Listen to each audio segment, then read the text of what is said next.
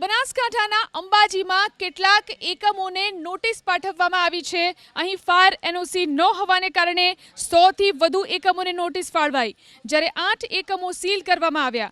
ભાદરવી પૂનમનો મેળો નજીક આવી રહ્યો છે। રાજકોટ જેવી દુર્ઘટના હવે ન સર્જાય તે માટે ફાયર સેફટી અને એનઓસી વગર ધમધમતી 103 હોટલ, ધર્મશાળા અને ગેસ્ટ હાઉસને નોટિસ ફટકારાઈ। અગાઉ નોટિસ આપી હોવા છતાં કોઈ કાર્યવાહી ન કરનાર 8 મિલકતોને સીલ મારી દેવાયું। ગઈકાલે પણ 5 હોટલ અને એક રિસોર્ટને સીલ મારી દેવાયું હતું।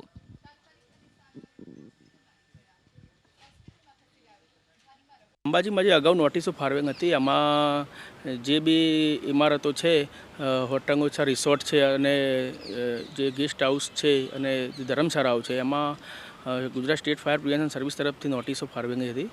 એ નોટિસોના સંદર્ભમાં જે બી ઇમારતોમાં ફાયરની કામગીરી થયેલ નથી એમાં અત્યારે સીંગ મારવાની કામગીરી ચાલુ છે।